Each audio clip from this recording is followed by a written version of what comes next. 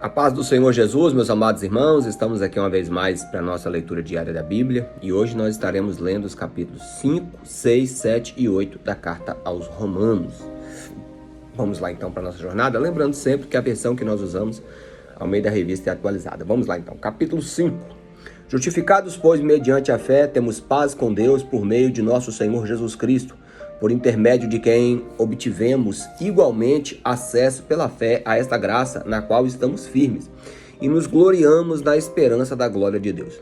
E não somente isto, mas também nos gloriamos nas próprias tribulações, sabendo que a tribulação produz perseverança, a perseverança a experiência e a experiência a esperança.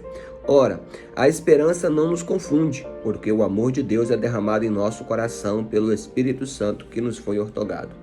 Porque Cristo, quando nós ainda éramos fracos, morreu a seu tempo pelos ímpios.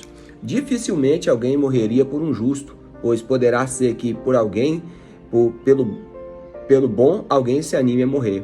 Mas Deus prova o seu amor para conosco pelo fato de ter Cristo morrido por nós, sendo nós ainda pecadores.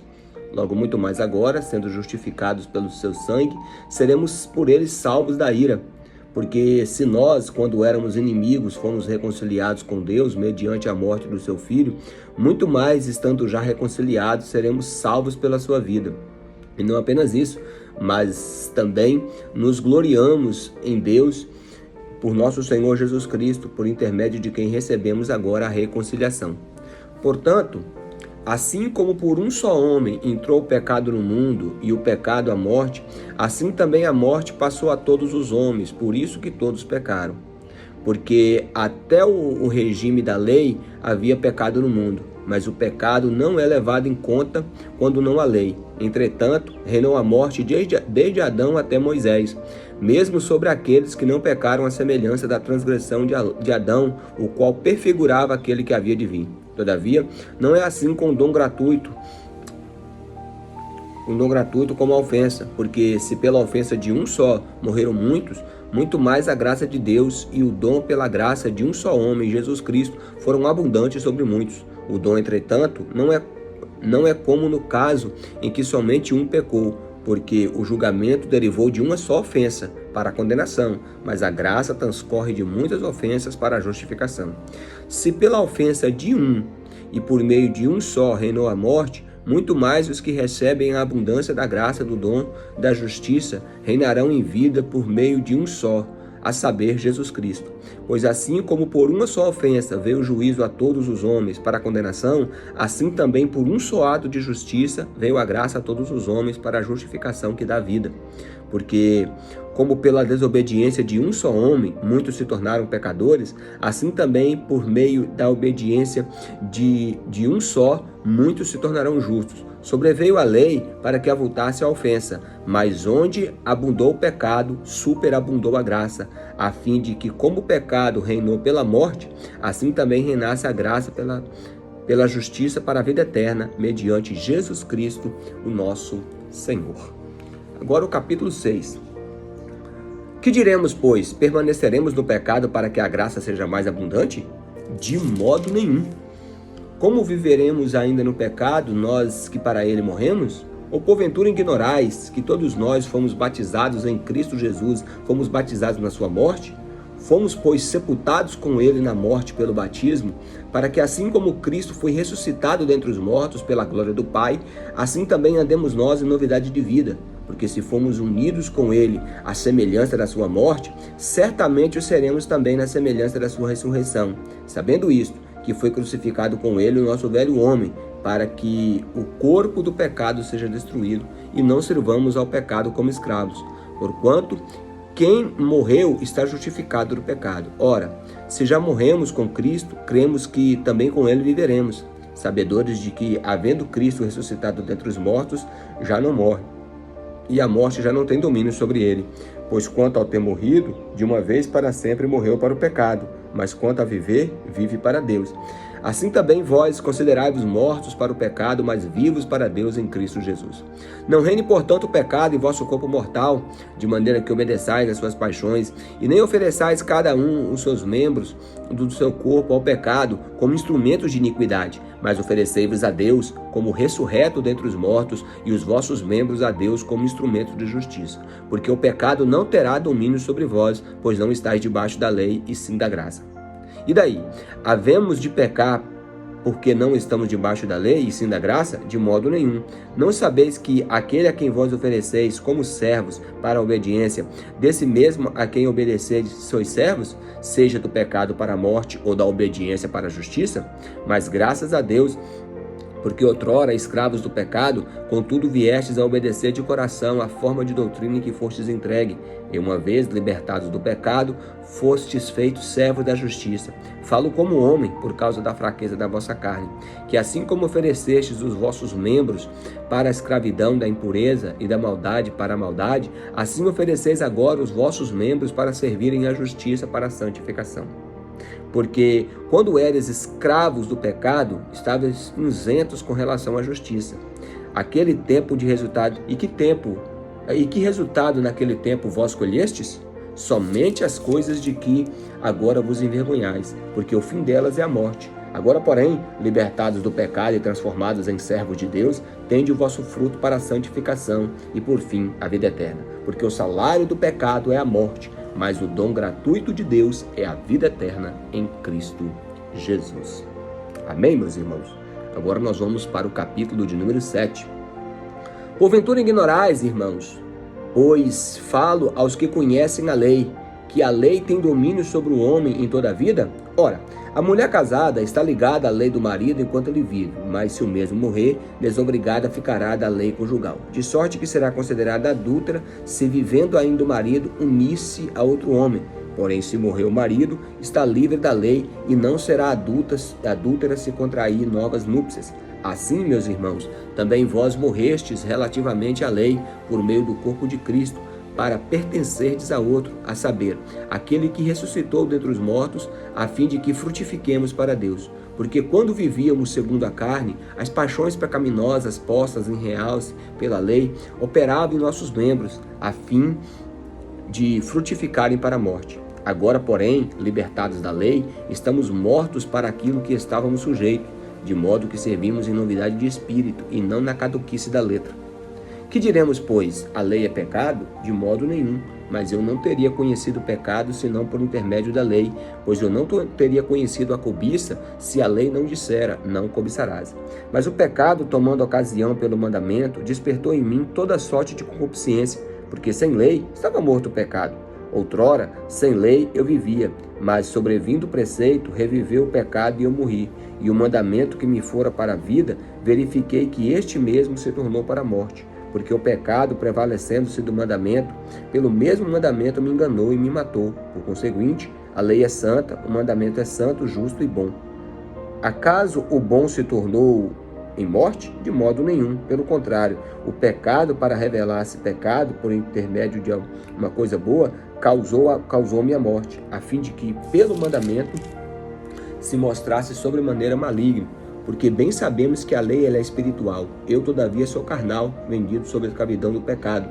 Porque nem mesmo me compreendo o meu próprio modo de agir, pois não faço o que prefiro, e sim o que detesto. Ora, se faço o que não quero, consinto com a lei, que é boa. Nesse caso, quem faz isso já não sou mais eu, mas o pecado que habita em mim.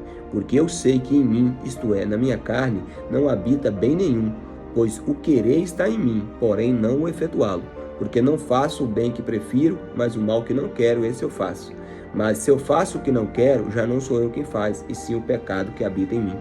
Então, ao querer fazer o bem, encontro a lei que o mal reside em mim, porque no tocante ao homem interior, tenho prazer na lei de Deus, mas vejo nos meus membros uma outra lei, que guerreando contra a lei da minha mente, faz-me prisioneiro da lei do pecado que está nos meus membros. Desventurado o homem que sou, quem me livrará do corpo dessa morte? Mas graças a Deus por Jesus Cristo nosso Senhor, de maneira que eu, de mim mesmo, com a mente sou escravo da lei, mas segundo a carne, da lei do pecado. Então Paulo fala aqui, né, meus irmãos, da luta interna que cada cristão passa.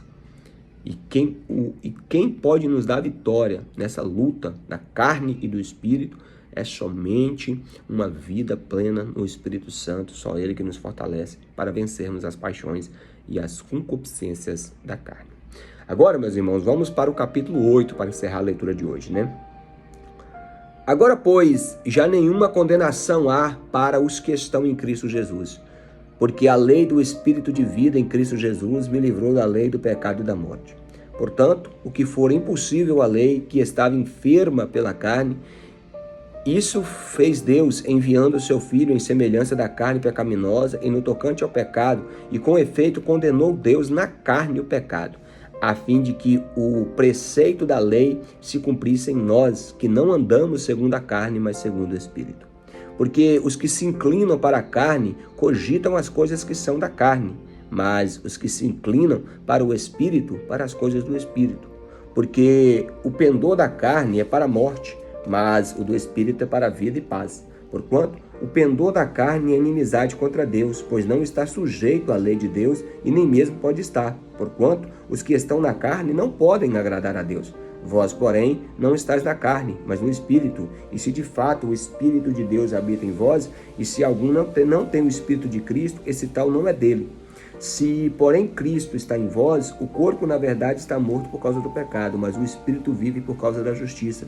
Se habita em vós o Espírito daquele que ressuscitou a Jesus dentre os mortos, este mesmo que ressuscitou a Cristo Jesus dentre os mortos, vivificará também o vosso corpo mortal por meio do seu Espírito que em vós habita.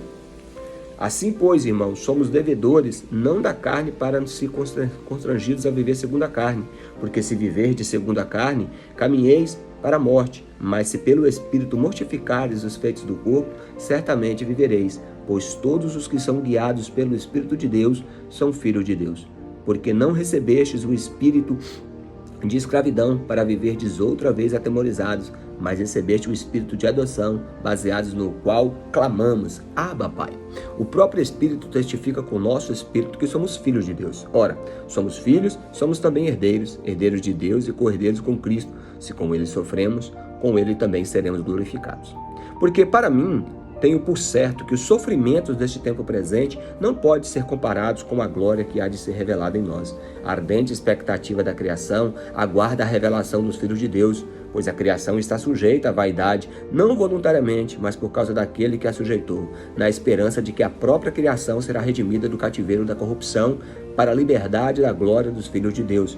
Porque sabemos que toda a criação, a um só tempo, geme e suporta angústias até agora, e não somente ela, mas também nós que temos as primícias do Espírito, igualmente gememos no nosso íntimo, aguardando a adoção de filhos, a redenção do nosso corpo, porque na esperança e em esperança fomos salvos. Ora, a esperança que se vê não é esperança, pois o que alguém vê, como espera? Mas se esperamos o que não vemos, com paciência o aguardamos. Também o Espírito, semelhantemente, nos assiste nas nossas fraquezas, porque não sabemos orar como convém, mas o Espírito intercede por nós sobremaneira com gemidos inexprimíveis. E aquele que sonda os corações sabe qual é a mente do Espírito, porque segundo a vontade de Deus, é Ele que intercede pelos santos. Sabemos que todas as coisas cooperam para o bem daqueles que amam a Deus, daqueles que são chamados segundo o seu propósito. Porquanto, aos que de antemão conheceu, também os predestinou para serem conformes à imagem do seu Filho, a fim de que seja o primogênito entre muitos irmãos. E aos que predestinou, a estes também chamou, aos que chamou, a estes também justificou, e aos que justificou, a estes também glorificou. Que diremos, pois, à vista de todas essas coisas? Se Deus é por nós, quem será contra nós? Aquele que não poupou ao seu próprio Filho, antes por todo nós o entregou, porventura não nos dará graciosamente com ele todas as coisas? Quem tentará acusação contra os eleitos de Deus? É Deus quem os justifica. Quem os condenará? É Cristo quem morreu, ou antes quem ressuscitou, e o qual está à direita de Deus e também intercede por nós. Quem nos separará do amor de Cristo? Será a tribulação, a angústia, ou a perseguição, ou a fome, ou a nudez, o perigo, ou a espada? Como está escrito, por amor de ti, somos entregues à morte todos os dias. Fomos considerados como ovelhas para o matadouro. Em todas as coisas, porém, nós somos mais do que vencedores por intermédio daquele que nos amou. Porque estou bem certo de que nem a morte, nem a vida, nem os anjos, nem os principados, nem as coisas do presente, nem do porvir, nem os poderes, nem a altura, nem a profundidade, nem qualquer outra criatura poderá nos separar do amor de Deus que está em Cristo Jesus, o nosso Senhor. Amém, meus irmãos? Obrigado por assistir mais esse vídeo. Deixa aí o seu joinha, tá? Se inscreva no canal, ative o sininho de notificação e compartilhe para que mais pessoas sejam alcançadas. E claro, em primeiro lugar, leiam a palavra de Deus.